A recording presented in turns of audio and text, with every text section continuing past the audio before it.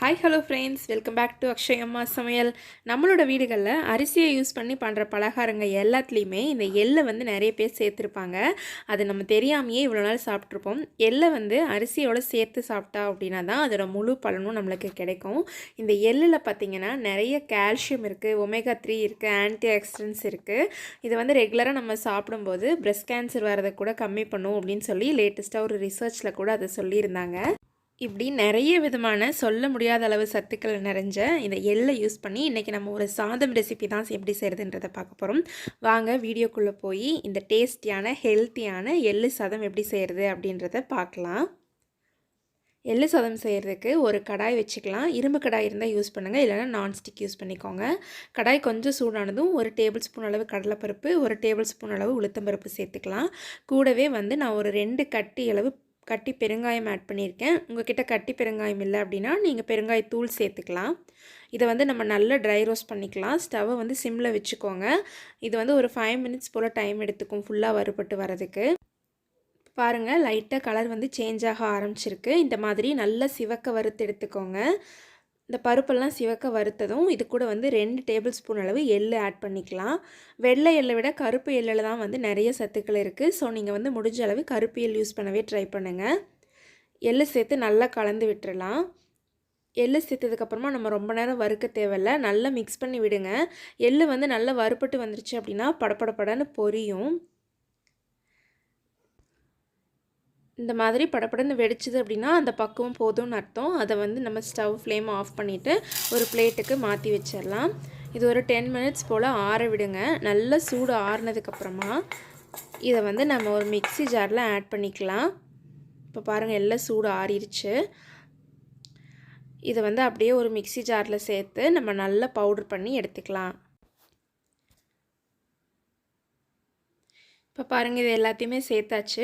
ஒரு லிட்டு வச்சு க்ளோஸ் பண்ணிவிட்டு நீங்கள் ரொம்ப நைஸாக பவுட்ரு ஆகிற வரைக்கும் ஃபுல்லாக சுற்றிட்டே இருக்க வேணாம். ஏன்னா எள்ளுலேருந்து ஆயில் பிரிய சான்ஸ் இருக்குது. ஸோ விட்டு விட்டு போடுங்க. ஒரு 1 மினிட் போல் அரைச்சிட்டு அப்புறம் ஆஃப் பண்ணிவிட்டு அப்புறம் மறுபடியும் இந்த மாதிரி நல்லா தருன்னு அரைச்சி எடுத்துக்கோங்க. இப்போ எள்ளு சாதம் செய்கிறதுக்கு ஒரு கடாய் வச்சுக்கலாம். அதில் வந்து ஒரு 2 டேபிள் ஸ்பூன் அளவு ஆயில் விட்டுக்கலாம். எண்ணெய் சூடானதும் கொஞ்சமாக கடுகு சேர்த்துக்கோங்க. கடுகு நல்லா வெடிச்சு வந்ததுக்கப்புறமா 1 ஸ்பூன் அளவு கடலைப்பருப்பு சேர்த்துக்கலாம். இதுவும் நல்லா பொரிஞ்சதுக்கப்புறம் ஒரு கொத்து கருவேப்பிலை ஆட் பண்ணிக்கலாம். இந்த கடலைப்பருப்போட நிலக்கடலை, முந்திரி பருப்பு இந்த மாதிரி உங்களுக்கு எது சாப்பிட பிடிக்குமோ அது எல்லாமே நீங்கள் ஆட் பண்ணிக்கலாம். இப்போ கருவேப்பிலை நல்லா பொரிஞ்சதும் நான் ஒரு 3 வரமிளகாய் அதில் சேர்த்த போகிறேன். நம்ம காரத்துக்கு வந்து வேறு எதுவுமே ஆட் பண்ணல, இப்போ சேர்த்துற மிளகாய் மட்டும்தான். ஸோ வந்து எக்ஸஸாக வேணும்னா கூட நீங்கள் இன்னும் 2 ஆட் பண்ணிக்கலாம். இப்போ நம்ம சேர்த்துன மிளகாய் பருப்பு எல்லாம் நல்லா வறுபட்டு வந்ததும் குக் பண்ணி வச்சுருக்க 1 கப் ரைஸை இது கூட ஆட் பண்ணிக்கிறேங்க. நீங்கள் சாதம் கொஞ்சம் உதிரி உதிரியாக வடிச்சுக்கோங்க. நீங்கள் ஆற வைக்கும்போது வந்து 1 ஸ்பூன் ஆயில் விட்டு ஆற வச்சிங்க அப்படின்னா உதிரி உதிரியாக இருக்கும், ஒன்றோட ஒன்று ஒட்டாமல் வரும். சாதம் ஆட் பண்ணதும் நம்ம அரைச்சி வச்சுருக்க பவுட்ரு ஃபுல்லாக இது கூட ஆட் பண்ணிக்கலாம். நான் அரைச்சி மெஷர்மெண்ட் வந்து 1 கப் ரைஸுக்கு தான் கரெக்டாக அளவு அரைச்சிருந்தேன். அதை ஃபுல்லாகவே ஆட் பண்ணிக்கலாம். உங்களுக்கு தேவைப்பட்டுச்சுன்னா நீங்கள் நிறைய குவான்டிட்டி கூட அரைச்சி ஏர்டைட் கண்டெய்னரில் ஸ்டோர் பண்ணி வச்சுக்கலாம். ஒரு 2-3 மந்த்ஸ் வரைக்குமே இது கெட்டு போகாமல் இருக்கும். கைப்படாமல் வச்சுக்கோங்க. இப்போ இந்த மாதிரி நம்ம அரைச்சி வச்ச பவுட்ரு எல்லாத்தையுமே சேர்த்துட்டு இதை நல்லா கலந்து விட்டுடலாம். இந்த ஸ்டேஜில் வந்து தேவையான அளவு உப்பு சேர்த்துக்கோங்க சாதத்துக்கு. ஸ்டவ்வை வந்து ஸ்லோவாகவே வச்சு கிளறி விடுங்க. நம்ம சாதத்தை வந்து ஆற வச்சிட்டோம்.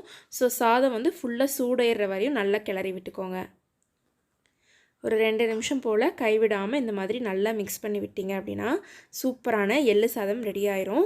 உங்கள் வீட்டில் வந்து ஏஜ் அட்டன் பண்ண ஸ்டேஜில் பொண்ணுங்க இருந்தாங்க அப்படின்னா இந்த சாதம் வந்து வாரத்தில் ஒரு நாள் கண்டிப்பாக செஞ்சு கொடுக்கலாம். இந்த மாதிரி சாதமெல்லாம் ரெகுலராக எடுக்கும்போது பார்த்திங்கன்னா ஹார்மோனல் இம்பேலன்ஸ் எல்லாம் வராது. இப்போ நிறைய பேருக்கு PCOD, PCOS அந்த மாதிரி நிறைய ப்ராப்ளம்ஸ் இருக்குது. எள்ளு வந்து நிறைய சேர்த்துக்கிட்டோம் அப்படின்னா நம்மளோட ஹார்மோனல் இம்பேலன்ஸ் எல்லாத்தையுமே க்யூர் பண்ணக்கு ரொம்பவே ஹெல்ப்ஃபுல்லாக இருக்கும்.